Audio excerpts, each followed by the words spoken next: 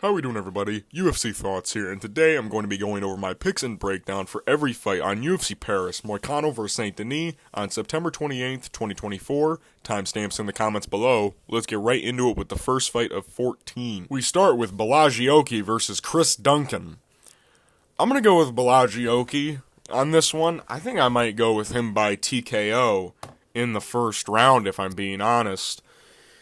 Chris Duncan and Bolaji, if I'm being honest, I just said if I'm being honest 2 times in a row. 3 times. Let's fucking get it. I haven't been super impressed with either of these two so far in their UFC tenure.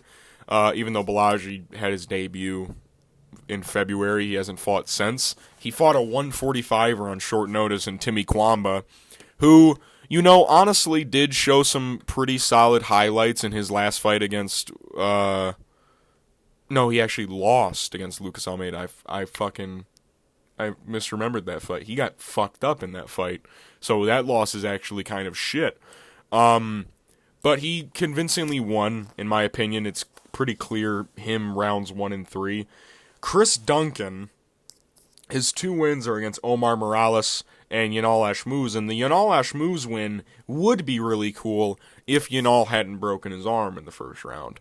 And even then, he didn't really beat him up really until like midway through the 3rd round, where he finally realized like, oh, this dude's arm might actually be broken. I'm not a huge fan of Chris Duncan's chin nor his speed. I hate his speed because he throws like he has no hip flexors in his body. He throws a lot of leg kicks and body kicks, but he's very slow with them. And Bolaji, from all the tape that we've seen of him, he is very from what I've seen, I like his defense. He's very defensively sound, and I think that his defense and counter shots, I think the shots that he wings, because Bolaji is very patient. That is one thing I do like about him, and some people don't like the patience of some fighters. I do like the patience of Bolaji because it allows him to set up his shots more, and he kind of stalks his opponents. And this fight's going to be weird because both of these guys really succeed when they're stalking somebody down. I think that Bolaji, even if he is the one getting stalked down, we've seen Chris Duncan get clipped with bullshit head kicks by like Manuel Torres before and get almost KO'd from that. And that's another thing about Chris Duncan. I mentioned earlier, his chin. This guy, I think, gets wobbled by any big shot you land on him. And I think that's a fucking fact. Charlie Campbell on the Dana White's Contender Series got like 3 knockdowns in the matter of 30 seconds over this dude. Manuel Torres, like, nicked him with a head kick and almost set him off. Bolaji very explosive. He's going to have a heavy speed advantage going into this one. And I think he's going to spark Chris Duncan out cold, if I'm being honest. Because Chris Duncan, while he does have good recovery, I think Bolaji, for one, I think he's a decently built 155er. I mean, they're both the same height, but Bolaji he's got a fucking crazy back on him. I think he's strong. And a lot of the places that Chris Duncan succeeds are swinging wild hooks in the pocket or trying to wrestle. And I think that Bolaji's takedown defense is going to hold up, and I think that his defense is sound enough to where he's able to pick his shots, roll out, and then be able to stalk his opponents again. I don't think that Chris Duncan's going to be able to land the huge, looping, fucking meaty hook. I think Bolaji is going to catch him with a counter right hand and set him down for good. So I'll go Bolaji. I also think Bolaji is one of the only Belgium dudes in the UFC. I think he might be the first dude from Belgium to ever make it to the UFC. I don't know. I could be wrong. I'm not very sharp on my Belgium fighter knowledge, so let me know. But Bolaji, first round knockout. Lock it in. We move to Nora Cornolle versus Jacqueline Cavalcanti. This one's weird because Jacqueline, I don't know if you guys have seen, the first fight card I ever covered was UFC Paris last year, and Jacqueline was on there, and I said that. And even on Cannonier Bohalio, I said Jacqueline was one of my favorite female prospects right now. I'm going to go with Nora Cornolle on this one. Jacqueline literally fought last month, and she's kind of a bigger lady. She's 5'8" with a 70-inch reach. She kind of probably cuts quite a bit of weight, if I'm being honest. So I think that this is going to be a weird weight cut for her. And the Josiane Nunes fight, she did kind of allow Josiane Nunes to get into the fight during moments, and I think that even though Josiane Nunes is good, she has a great record. She has beaten a lot of cans, if I'm being honest, though. And she also did lose to Chelsea Chandler, which is not a good look. I think that Nora Cornolle has the kickboxing pedigree and Muay Thai pedigree to be able to stand up with a girl like Jacqueline Cavalcanti. And even then, we've seen Nora Cornolle actually like reverse bigger girls, like when she fought Jocelyn Edwards at last year's UFC Paris. And we've seen Nora Cornolle be able to grapple with girls like Melissa Mullins, or what's her name now? Fuck. Her name isn't Mullins, is it, anymore? What is it? Oh, it is Mullins. Her name was something else when I think she first fought. Yeah, it is still Melissa Mullins. Okay. Just wanted to make sure. Just in case. Her grappling stayed up in that fight. And I also like the finishing ability of Nora Cornolle way more than Jacqueline Cavalcanti. I think that Nora Cornolle does a lot more damage. Jacqueline, she doesn't really hurt her opponents. She's more of like a point style type of fighter. She literally picks at range with a jab and a low inside leg kick. She does find her flow state midway through the fight, and that's when she can kind of pick her shots way better. But I don't know if she'll be able to do that against a dipping and dodging force of Nora Cornolle. I will say Jacqueline will have the age advantage. She is 27 years old. Nora is 34, which I'm not a big fan of. But I think that we've seen that they've tried to rob Jacqueline before. When Josiane Nunes, I think they're going to find any reason to give Nora Cornolle this fight, like they did when she fought Jocelyn Edwards, because that fight was pretty close, I would say, and a lot of people thought it should have gone to Jocelyn Edwards. They're going to find any reason to give any fighter on this card to the French people. So I think Nora Cornolle has the ability to do more damage, and I like her elbows in the clinch. I think she'll be able to kind of corral a girl like Jacqueline Cavalcanti, where a Josiane Nunes is too small and can't do that. I think Nora Cornolle is going to be able to throw inside leg kicks, be able to try and butcher the legs of Jacqueline Cavalcanti, or try to limit the movement, the lateral movement of her, and kind of just try and corner her and try and land big shots or try and clinch battle with her. So I like Nora Cornolle in this one, but who knows, maybe Jacqueline Cavalcanti has a crazy performance. We move to Daniel Barez versus Victor Altamirano. Again, another tricky one. I'm going to go with Victor on this one. I kind of wanted to pick Daniel because he is an underdog, and I think that he can win this fight. But I'm going to go with Victor. He's got the youth. He's got the better style. Daniel in his debut fought Jafel Filo, which was a crazy fight. He knocked him down like twice, crazy body shot, knockdowns. But then it seemed like he kind of just gassed out really quick, got taken down, and then subbed. I think Victor pushes a crazy pace. He's constantly doing something, and he goes for, I think, 4 takedowns per 5 or 15 minutes or whatever. Yeah, 3.43 takedown average per 15 minutes. He lands about 5 strikes per fucking minute.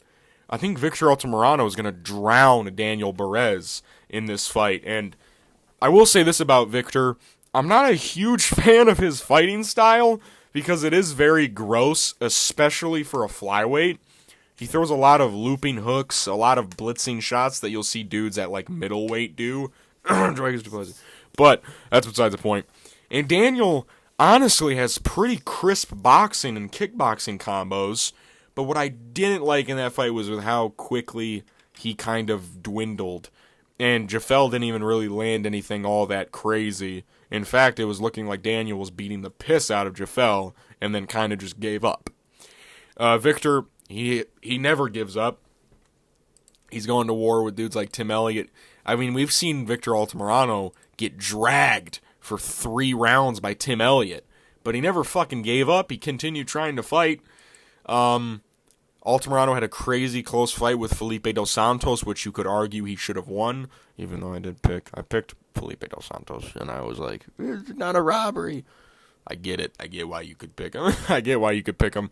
Like, every time this dude is losing, at least in the UFC, it's by split decision to fucking, Carlos Hernandez, split decision to Felipe Dos Santos. He got beat by Tim Elliott, but Tim Elliott's kind of a dog. He's kind of got that crazy veteran gene in him. Daniel Barez is just like, he's older, 35 years old. He's beat cans most of his career. Now, like, some of his wins, he beat dudes who, like, 10-2.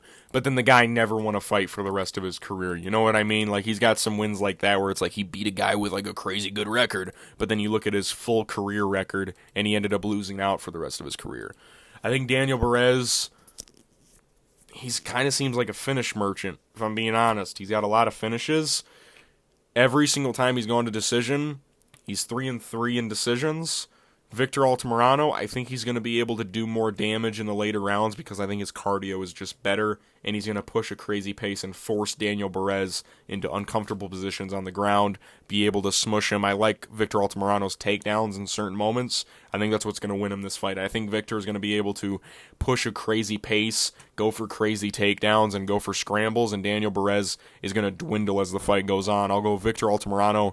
I'll go 29-28 because I think Daniel is going to blow his wad in the first round again, and then he's going to get beat up for the last 2 rounds. So, lock it in. We move to Aiíln Perez versus Darya Zheleznyakova. I'm going to go with Aiíln Perez on this one. This one is kind of tricky because Darya, it's kind of like a common matchup where you have a shorter wrestler versus a taller striker. But if I'm being honest, I wasn't super impressed with Darya's debut against Montserrat Hendon, or whatever her new last name. I think it's like Dolores Rendon or Hendon or whatever. But yeah, I wasn't a huge fan of that performance. Honestly, Darya was bleeding quite a bit from what I remember. Her face kind of got beat up. And also, she got her ass beat by Melissa Mullins on the regional scene. Well, she didn't get her ass beat. She was kind of winning, and then she wasn't. The big problem with Darya is the ground game. I think that Aiíln Perez is going to be able to establish control in the ground game. That's it. This fight is whether or not you believe Aiíln Perez is going to be able to get the takedown or not get the takedown. If you're picking Darya Zheleznyakova, you think Aiíln Perez isn't going to get the takedown. If you're picking Aiíln Perez, you think she's going to be able to get the takedown. It's as simple as that. It's a simple fight to predict.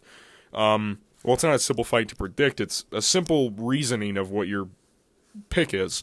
I think Aiíln Perez, she has like a 50% takedown accuracy in the UFC. Darya Zheleznyakova, I think she defended 3 of 6 takedowns.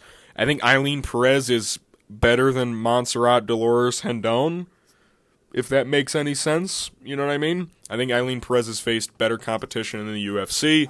You know, that win over Jocelyn Edwards, honestly, to me, was kind of impressive. Because Jocelyn Edwards is also a girl who's kind of bigger in the division, and she was able to take her down a bunch.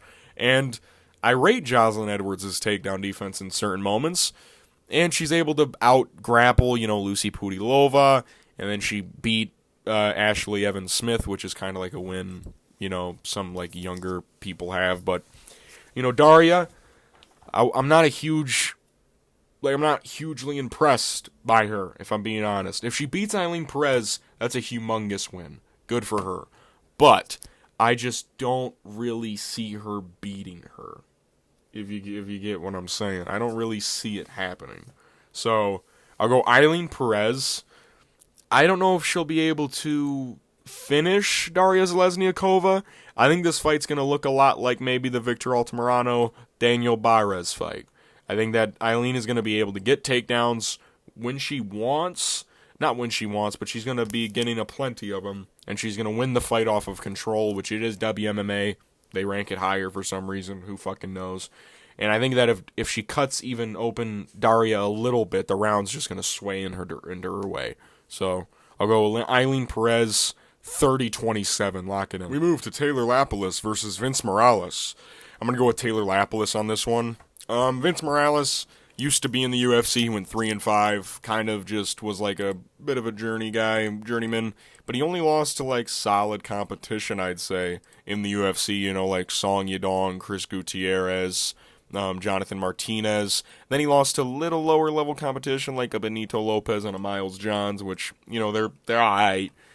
When I'm watching him fight, I think that I think he's slow. I think Vince Morales is very slow. He fights like a barnyard brawler. And one of the weapons I really like from Taylor Lapilus is his knees and kicks to the body. I think that those are going to work like a fucking charm against Vince Morales. I think his body's wide open. He's kind of a charging guy, and something I saw in that Hunter Azure fight that was working very well for him very early on before, it kind of, the tide started to change a little bit. I saw Hunter moving in and out, being able to point in and point out and be able to land big shots to the head and to the body and then be able to evade out. That's basically how Taylor Lapilus fights. I think Taylor's going to be able to do more damage.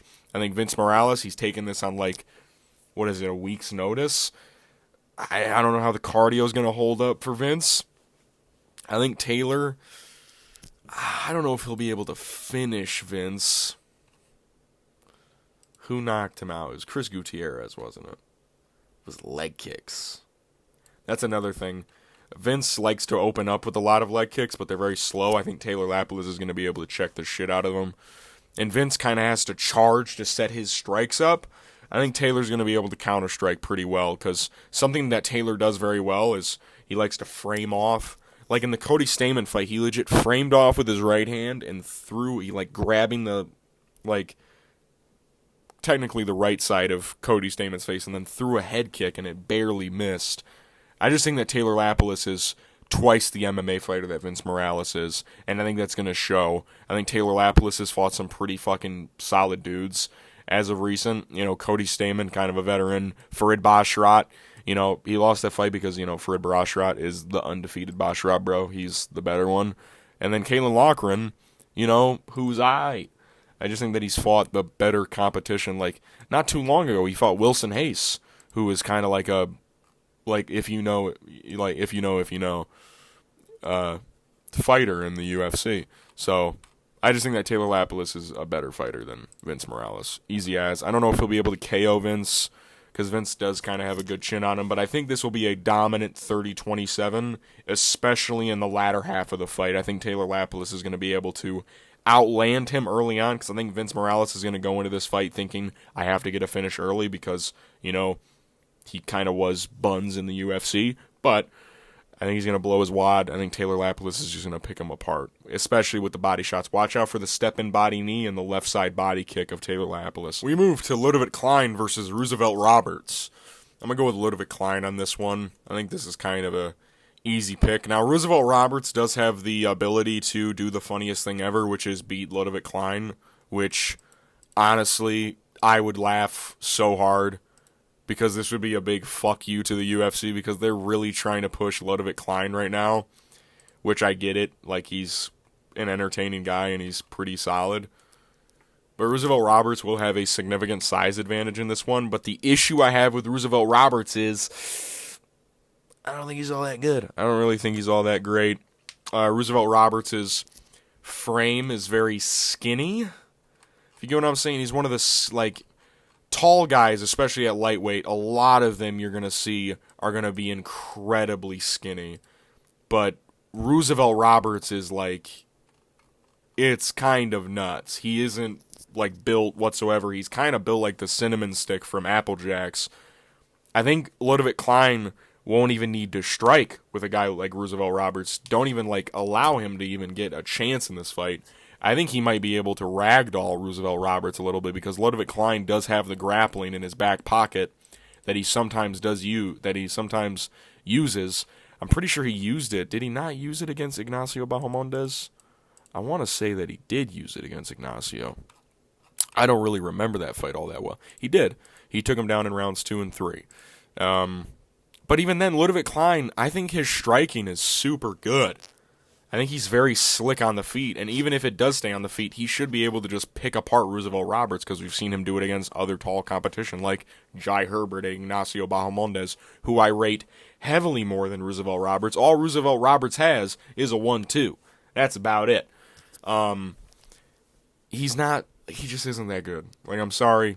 I don't like to say that about fighters, because I do think it's mean, but he's also taking this on short notice. He's kind of just a guy that the UFC has on standby to just kind of throw into short notice fights. He hasn't fought in coming up on a year since he got armbarred by Mateusz Rąbecki, and he missed weight on that fight. Ľudovít should win this easily. So, Ľudovít Klein, I'll go...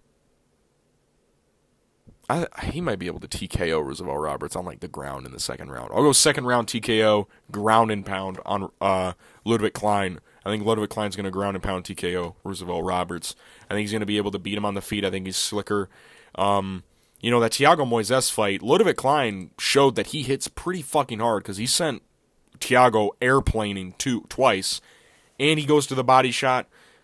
He goes to the body quite a bit. Let me see that split that Ľudovít has to head, and 32% of his shots are going to the body. He's going to fucking be whipping at that long torso of Roosevelt Roberts. I think he might be able to crumble him with a body shot even into ground and pound strike. So, anyway, Ľudovít Klein, lock it in, holy shit. We move to Oumar Sy versus Dawoon Jung.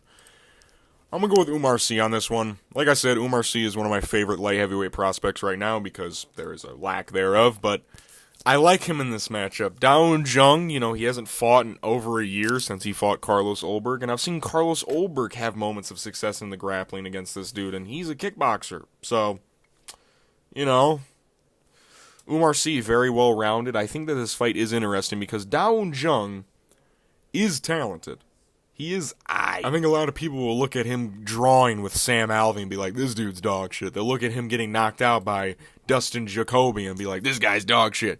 He's actually not that, well, he's not great, but he is well-rounded. He is pretty quick on the feet. He just kind of makes these mistakes, and I think there's a bit of a chin issue on the end of Dawoon Jung. And I think Oumar Sy, he sets up the shots pretty well on the feet and, like, takedown-wise. I think that he'll be able to, because, I mean, I've seen Devin Clark outmuscle Dawoon Jung and be able to toss him up in the air and slam him and get into great positions on him. I think Oumar Sy, while he may not be as significantly strong as Devin Clark, because he's kind of like a ball of muscle, I think that Oumar Sy is technically a better grappler than Devin Clark, and he's able to, when he does get to those positions, he's going to be able to make Dawoon Jung make more mistakes. I mean, Carlos Ulberg submitted Dawoon Jung, so I just think that Oumar Sy, a decorated grappler who, you know, we've seen can mix it up on the feet as well. Like, he's not like a bum on the feet. He actually can, like, do shit. I think he's going to be able to take down Dawoon Jung. I think he's going to be able to land some bombs, and he's also a fucking huge light heavyweight. He's going to have a reach advantage, and he's alright. He's defensively alright on the feet, too, which is something I like about Oumar Sy. He's very conservative, so I think he'll be able to dispatch of Dawoon Jung in the first round, probably by rear naked choke. Lock it in. We move to the featured prelim. Aiíln Cutelaba versus Ivan Erslan. I'm going to go with Ivan Erslan by first round KO on this one. Watching some tape on Ivan, he's a durable dude. He wings a lot of shots. He throws in a lot of combinations. He doesn't like to throw. He'll throw like a singular jab sometimes, but if he wants to go, he will throw like 8 punch combinations.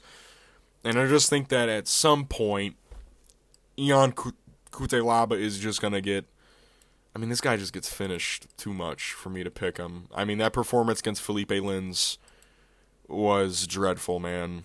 It really was. And it's so weird that he had such the great performance against Tanner Boser, and then he just has that type of performance against fucking Felipe Lins, you know what I mean? I just think that Aiíln is kind of on his way out, and it's wild because he's only 30 years old. I just think Ivan's better. I think that he isn't one of these dudes who's fought a whole bunch of cans. He actually has some decent fighters that he's fought on his record, and I think that this dude's actually kind of going to be something at light heavyweight. I don't think he'll become a champ or anything because he is kind of too wild for my liking, and he did lose to a guy who's 10-5, but now that guy is 19-5. He hasn't lost since he fought Ivan. He's on a fucking crazy win streak. I just think that Ivan, when he throws in combinations, a guy like Aiíln Cutelaba, who does get clipped with counter shots, and Ivan Erslan isn't even that tone deaf on the ground either. He's actually got some decent takedown defense, and he has good reversals in his bag. I just think that Ivan Erslan's the better MMA fighter, and I think he's going to be able to KO Aiíln Cutelaba if Aiíln so happens to rush in like a goober, like he usually does, which is mostly all the time. Which sucks because I do fuck with Aiíln, but I'm going to go with Ivan Erslan first round KO. I think Aiíln's going to have a little bit of success early, but I think Ivan is going to knock him out 3 minutes into the first round, land a barrage of punches. Ivan's going to fall over, maybe a bit of an early stoppage, maybe. But they're going to give it to Ivan Erslan, and we're going to see a crazy KO in his debut. We move to the main card. Farés Ziam versus Matt Frevola. I'm going to go with Steamroller. I think Matt Frevola is just going to be able to bully Ziam because I think Farés is a little malnourished, if I'm being honest. Farés has decent striking. He's a rangy, wiry type of guy at lightweight. He's the traditional 6'1" build, mostly striking prowess. It's kind of what all of them do. He has a decent jab, throws a good leg kick. He can time his shots decently well, but one thing I've noticed about Ziam, and what a lot of people have noticed, is that he gets taken down a lot. He gets taken down quite a bit, and it's mostly because he doesn't have the strength to defend them. A lot of people are able to shoot blast double legs, and what my pick is going to be based on is Matt Frevola. I've seen him be grappling? Holy shit, where'd my English lessons go? I've seen Matt Frevola grapple with way higher tier grapplers such as Arman Tsarukyan, Benoit Saint-Denis. I've seen him, he took down Benoit he took him down like twice, which is why a lot of people are probably picking Hanato against Benoit, but I'll get to that later. Matt Frevola has the grappling pro. He's coming from that fucking... You gotta fucking go, Matt! He's coming from fucking Longo and Sarah. So, he's gonna have the fucking... I'm not doing it anymore. He's training with Aljo, fucking Marab. So this guy's getting pushed pretty hard. So, and Matt Frevola also has the dynamite on the hands.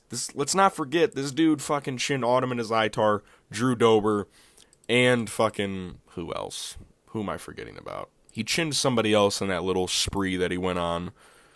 Who was it? Yeah, it was Gennaro Valdez. But he dropped him like fucking 8 times. So a lot of people will look at his losses to Terrence McKinney, Benoit Saint-Denis, and Arman Tsarukyan and be like, he's kind of mid. But honestly, I don't even think he's all that bad. I think a win over... He's also beat like Jalen Turner and Luis Pena. So Matt Frevola has fought a tall, rangy dude before, right, in Jalen Turner, who I think is better than Ziam, if I'm being totally honest. And let's see how he won that fight. I'm assuming he went for some takedowns on good old Jacqueline Turner. Let's see. Let's see if this is 236 Holloway Poirier. Oh, what would you know? He shot 13 takedowns on Jalen Turner. What would you know? He got 2 in the first, 1 in the second, and 1 in the third. Matt Frevola is going to not dog walk Ziam, because I think the striking is going to be somewhat competent from Farés because he is kind of quick and he is long and rangy. I just think Matt Frevola is going to be able to take down Ziam because he's malnourished. And I think he'll be able to land some ground and pound shots because Matt Frevola is going to be so much stronger than Ziam. He's going to be able to take him down at will. And Ziam is going to kind of wilt as the fight goes on. The fight with Claudio Puellas, besides the first round knockdown, was like disgustingly close, and I picked Claudio Puellas in that fight. That was kind of like a dart pick for me, where I was like, he can kind of win, I guess. And I was like kind of surprised with how much success Claudio was having against Ziam. I was like, holy shit, am I about to hit this? But of course they gave it to Ziam, so it doesn't even matter. But I'm going to go 29-28, unanimous decision, Matt Frevola. I almost said fat Frevola. He's not fat, he's fucking yoked. So Matt Frevola, steamroller. I'll go 3-round decision, 29-28. I just think that he'll have the bigger moments. He'll be able to dunk Ziam, and I think he'll be able to hold him down because Ziam has been bullied on the ground before. We've seen it happen before. I think he's been bullied quite a bit, and I think Matt Frevola is strong enough to do so. So yeah. We move to Morgan Charrière versus Gabriel Miranda. I'm going to go with Morgan Charrière on this one. I think this one's actually a pretty easy fight for him, if I'm being honest. I think it's a huge step down in competition from the Chepe Mariscal fight, and one of the reasons why I'm picking Morgan Charrière is because he was able to defend takedowns from Chepe Mariscal, who fights at an insane pace. He was able to defend takedowns for the most part. I think Gabriel Miranda is very sloppy on the feet, very slow, gasses out pretty quick. He needs to finish the fight to win, if you get what I'm saying. If you don't get what I'm saying, he has 15 first-round wins, only 2 wins outside of the first round. Besides that, he's lost every fight. He's lost every decision he's gone to. He's been knocked out in the first round, knocked out in the second as well. This dude's he needs to get a finish to win, and he's very submission-heavy. And that's because his striking is sloppy as shit. His kicks are very slow. He has a 1 and a 2. That's it. It's basically all he has on the feet is slow body kicks, slow leg kicks, and a 1 and a 2, shitty takedown attempts, and then he gasses out. That's basically what Gabriel Miranda does. And I think we can all admit, I think we can all agree, that Shane Young isn't good, and that's why he lost to Gabriel Miranda. And I think a lot of people were predicting that Gabriel Miranda was going to sub Shane Young because Shane Young is kind of buns. But Morgan Charrière is going to be able to defend those takedowns because, one, he's not Shane Young, and two, one of the things about Morgan Charrière that's always puzzling to me is his record, because a lot of people will see 19-10-1 and be like, this dude is ass.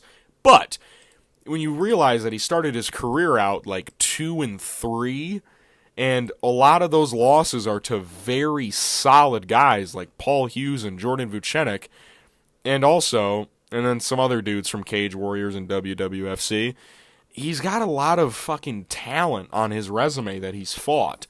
Gabriel Miranda isn't even as good as a Paul Hughes or a fucking Jordan Vucenic. So I think Morgan Charrière's striking is going to be the equalizer. Not his striking, his takedown defense is going to be the equalizer. And then his striking on the feet, he's very potent with his jab. He throws a lot of body kicks. And another thing about Gabriel Miranda is he is soft to the body. I mean, the first kick that Benoit Saint-Denis threw at his body, he fucking was like, ah!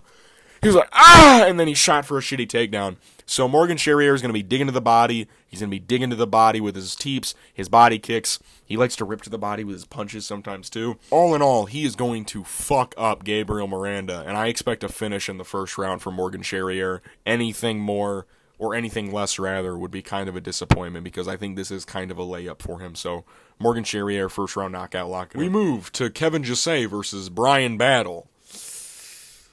This is a stacked-ass fight night. I should have said that earlier in the video. This is one of the more stacked fight nights of the year. Crazy card. One of the more fun fights on the card. I'm going with Kevin Jousset. This fight, while being one of the more entertaining matchups, most likely, is one of the hardest to predict, if I'm being honest. Because this is going to be a striker's delight, and it's just who you think is going to be able to mix it in better. And I understand why Bryan Battle is the favorite. I'm pretty sure he is. Let me just check. He is a slight favorite because of the experience he has in the UFC. He's fought a lot of guys, Tresean Gore, AJ Fletcher, Ange Lusa, Renat Fakhretdinov, and then a couple other, like Takashi Soto is the guy that he head kick KO'd in like 40 seconds or whatever, and then Gabe Green, who he KO'd in 14. This fight is very hard to predict because while Bryan Battle does have very competent striking, he's also well-rounded. I do see parts of his striking that make me question whether or not he's going to be able to strike with Kevin Jousset. Because from what I remember, like Tresean Gore was landing quite a bit of strikes on Bryan Battle and swelled up his eye. And I'm not saying that as a bad thing. And then we saw Renat Fakhretdinov drop him after absolutely wrestle-fucking him. Kevin Jousset's striking, to me, is, I think, pretty concrete and solid. He's got that city kickboxing flow where he's not super patient. Like, he is patient, but he's not, like, insanely patient where he's throwing 2 strikes per minute. Kevin Jousset is constantly looking for feinting. He's constantly throwing inside low kicks, throwing teeps to the body, throwing a jab. And I think that a jab is going to be wildly open on Bryan Battle, if I'm being honest. And I think some of the main weapons that Bryan Battle does use, such as his head kick and his 1s and 2s, and his pressure, are going to not be so omnipresent against a fighter like Kevin Jousset, who honestly, if this fight gets into the grappling, it's also very interesting because Kevin Jousset started out as a judo guy. Bryan Battle has the wrestling as well. It's just going to be very interesting in that aspect if it does get to there, but I think we're going to be standing on the feet for the most part in this fight. And Kevin Jousset, we've seen him get hit by like Kanan Song and fucking Kiefer Crosby, which is like not a very good sign, but he does have a good chin on him, and that's a thing that you need going into a fight with Bryan Battle. And I think Kevin Jousset's striking is just like an ounce.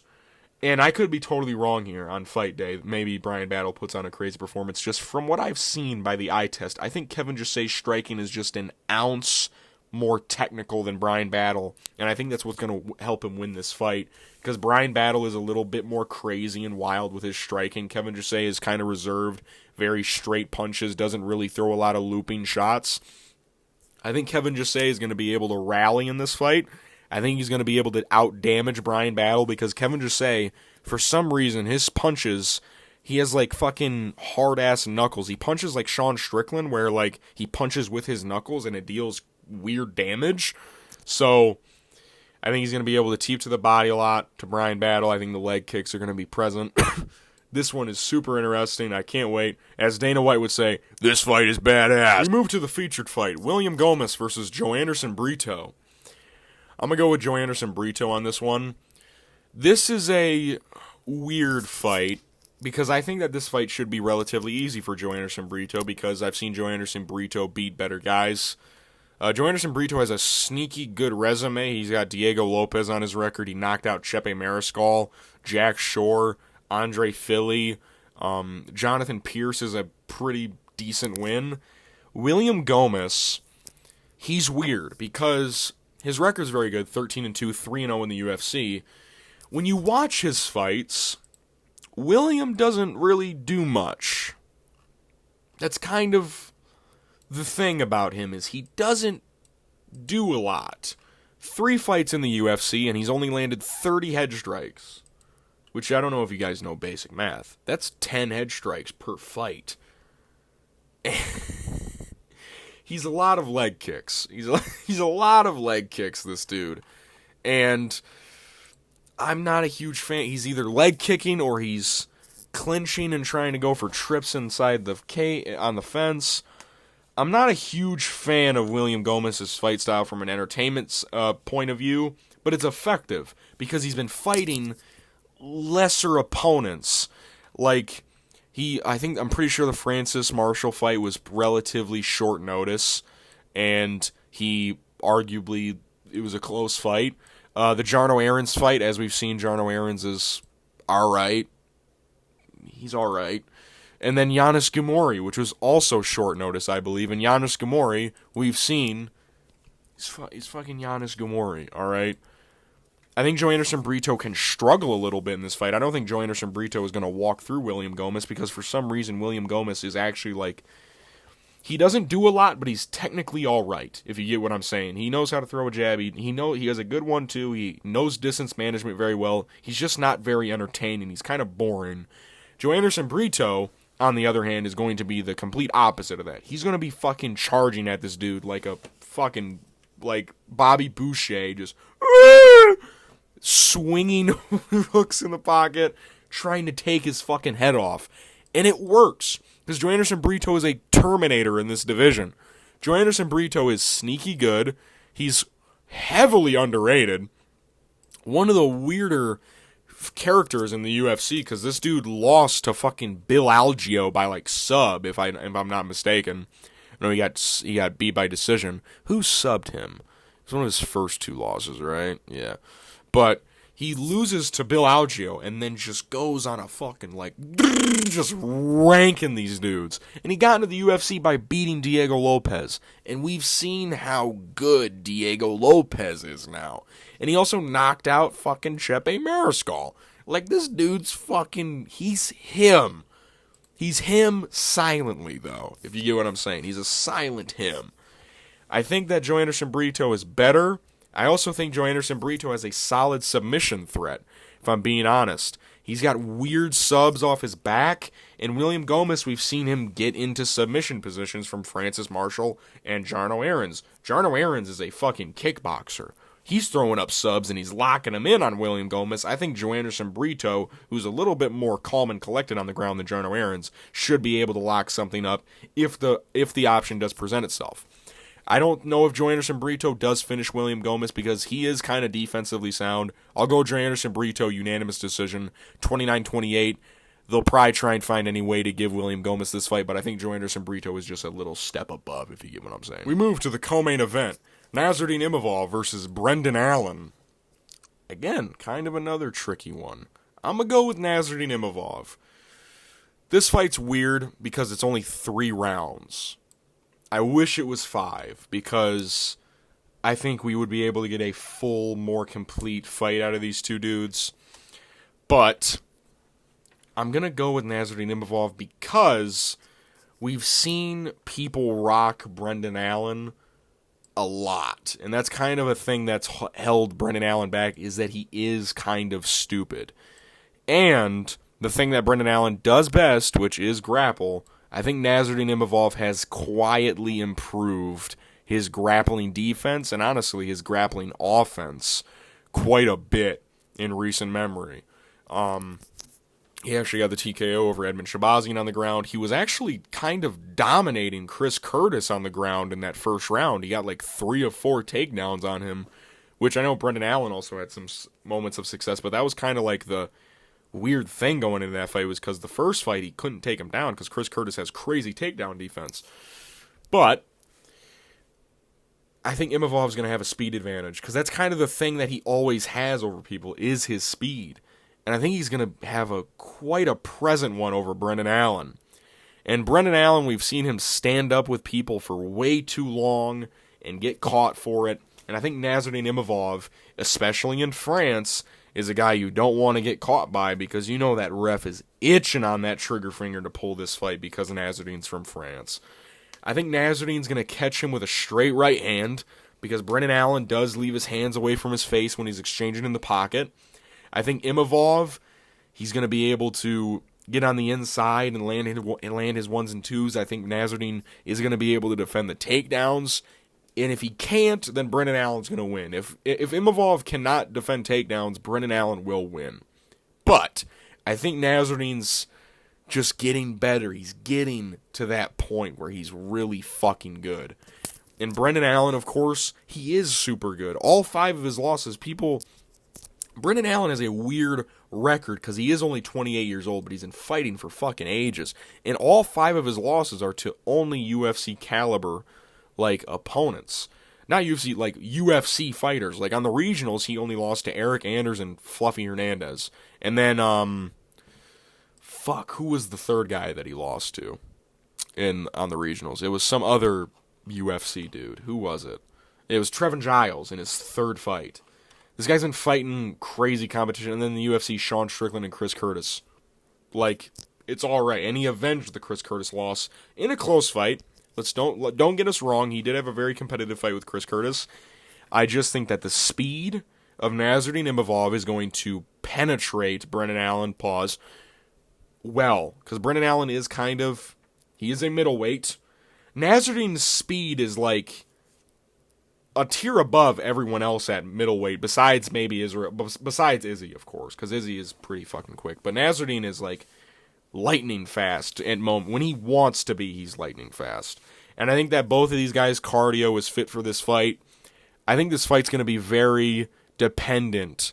The dependent variable is whether or not Brendan Allen can get takedowns. And the independent variable is whoever wins this fight. And I think that the dependent variable is that Brendan Allen is going to be struggling to get takedowns against Nasruddin Imavov in a bigger cage, because this isn't the fucking Apex. He's not fighting Paul Craig or fucking Chris Curtis in an Apex cage. He's fighting Nasruddin Imavov in a full-length scale octagon. I think he's going to be rushing into things, and he's going to end up getting caught wearing purple.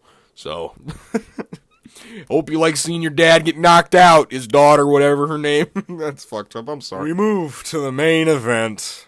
Renato Moicano versus Benoit Saint-Denis. I'm going to go with Benoit Saint-Denis. I want to go with Money Moicano so bad because I love him.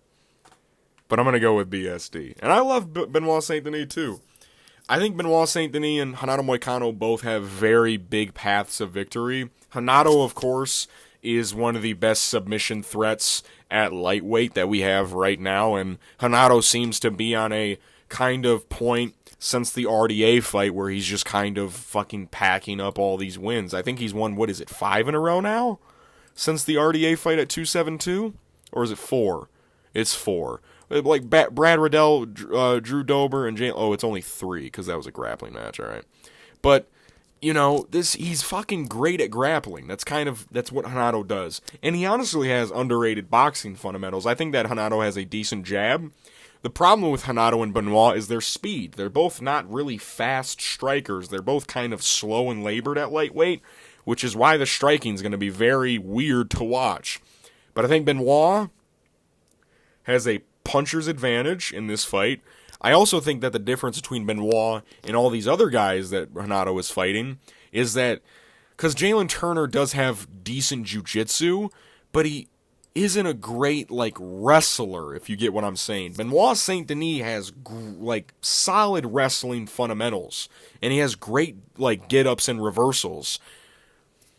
The fight is very interesting on the ground, is what I'm trying to say, because Renato has brilliant jiu-jitsu, and Benoit Saint-Denis also has pretty solid jiu-jitsu, but the wrestling in itself, I think, is fucking very awkwardly even, which is why I think this fight is most likely going to take place on the feet. Renato's 35. I think we can all agree that Renato, even though we love Renato, he doesn't take shots extremely well. He recovers, but he doesn't take shots really all that well, and I don't like his reaction to body shots. The first teep kick and body kick that Jalen Turner threw in their fight hurt Renato to the body. Benoit's main thing are body and head kicks, with his, legs at least. He doesn't throw a shit ton of leg kicks, he's all body and head.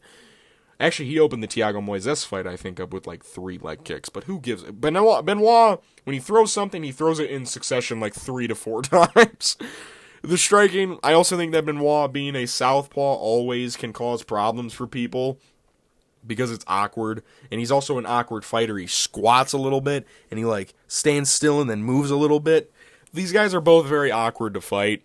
I think Renato's gas tank is both of their gas tanks interest me quite a bit, because from what I remember about the Drew Dober fight, Drew Dober, bullied the shit out of Renato in that second round. But then the third round, he rallies, gets the second wind or whatever. I don't think he can have a moment like that against Benoit Saint-Denis where he's, fading a little bit. You know what I mean? He can't have a moment that he had in that second round against Drew Dober where he's gassing out, he can't keep his hands up, because Benoit will knock him out and finish him. And I think that's what's going to happen. I think that the crowd, the antics, the pace that both these guys are going to fight at is going to be crazy.